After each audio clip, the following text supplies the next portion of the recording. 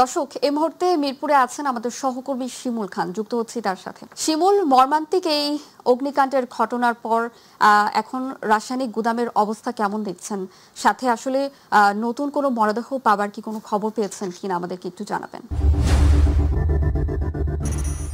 শাওন, আপনাকে ধন্যবাদ। আপনি যেমনটি আমাকে কাছে জানতে চেয়েছেন, গতকালকে যে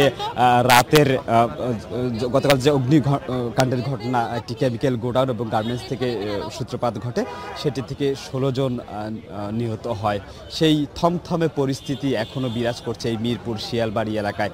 এখনও আগুনের যে সূত্রপাত, সেই আগুন এখন কোনো নিয়ন্ত্রণে আসেনি। আমি যদি একটু দেখানোর চেষ্টা করি আমার সহকর্মীর মাধ্যমে, এখানে যে ফায়ার ব্রিগেডের কর্মকর্তারা রয়েছেন, তারা এখানে তাদের যে সাধ্য মতো চেষ্টা করছেন এই অগ্নিকাণ্ড আসলে নিয়ন্ত্রণে আনার জন্য।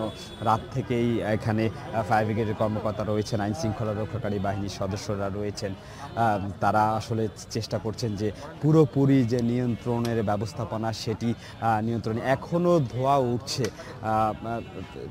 যেখানে অগ্নিকাণ্ডের ঘটনা ঘটেছিল এখনও ধোঁয়া উঠছে। এখনও আসলে সেই জায়গাটিতে এখনও পৌঁছাতে পারেনি ফায়ার ব্রিগেডের কর্মকর্তারা, কারণ ধোঁয়ার তীব্র বাতাস যে রয়েছে সেটি শ্বাস প্রশ্বাসের যে সমস্যা সেটি কিন্তু করছেন, এবং আশপাশের যারা মানুষ রয়েছেন তারাও কিন্তু আসলে এই যে বাতাস রয়েছে, অর্থাৎ যে কেমিক্যালের যে বাতাস, সেই বাতাসে কিন্তু নিঃশ্বাস নিতেও এখানে আসলে তাদের কষ্ট হচ্ছে। এবং আশপাশের যে ফ্যাক্টরিগুলো রয়েছেন, সেই ফ্যাক্টরিগুলোতে সকালের থেকে যারা শ্রমিকরা রয়েছেন তারা আসলে এই কর্মরত অবস্থায় আসেন, কিন্তু আসার পরে আসলে মূলত এই জায়গাটিতে আসলে প্রবেশ করতে পারেনি। আশপাশের যদি চিত্র আমি দেখানোর চেষ্টা করি, আশপাশের চিত্র আসলে এখানে যারা উৎসুক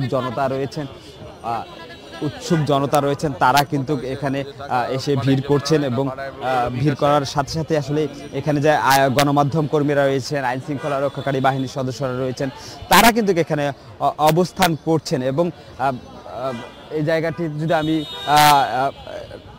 দেখানোর চেষ্টা করি, আমরা একটু কথা বলবো আসলে এখানে আপনার সাথে একটু কথা বলবো। আমি কি দেখেছিলেন, কি হয়েছিল যদি আমাদেরকে একটু জানাতেন।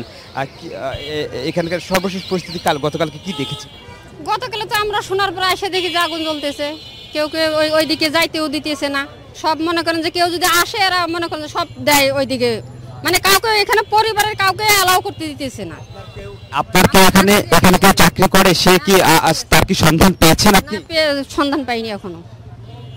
কি মনে হচ্ছে যে বের হতে পেরেছি কিনা? না, উনি বের হতে পারে নাই।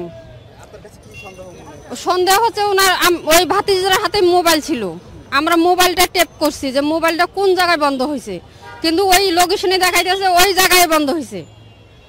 তখন থেকে আমরা মনে করেন যে এই জায়গায় এসে এরা বলে ঢাকা মেডিকেলে যাও। কালকে রাত 2টা পর্যন্ত ঢাকা মেডিকেলে, আমরা কোনো লাশের সন্ধান পাইনি এখনো। থানায় গিয়েছিলেন কিনা? থানায় গেছি, থানায় জিটি নেয় না। কর্মকর্তা কি বলে? থানার কর্মকর্তারা এখানে আসতে বলে, ওখানে জিটি নিতেছে না। কি নাম ছিল আপনার ভাতিজা? মৌসুমী। ভাতিজি মৌসুমী। কত বয়স ছিল? 18 বছর। শাওন, শুনছিলেন এখানে যারা স্বজনরা রয়েছেন, স্বজনরা এখানে এসেছেন।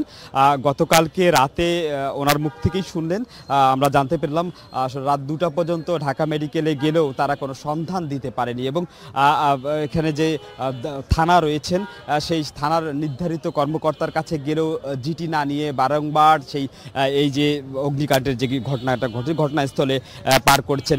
এবং কত সংখ্যক মানুষ এখন পর্যন্ত হতাহত রয়েছে কিনা সেটি কিন্তু এখন পর্যন্ত নির্দিষ্ট করে ফায়ার ব্রিগেডের যারা কর্মকর্তারা রয়েছেন তারা কিন্তু একদম নির্দিষ্ট করে বলতে পারেনি। শাওন, এই ছিল আমার কাছ থেকে মিরপুর শিয়ালবাড়ি এলাকা থেকে সর্বশেষ আপডেট। শাওন। শিমুল, আপনাকে ধন্যবাদ। দর্শক, মিরপুর রাসায়নিক গুদামের অগ্নিকাণ্ডের সর্বশেষ খবর জানাচ্ছেন আমাদের সহকর্মী শিমুল খান।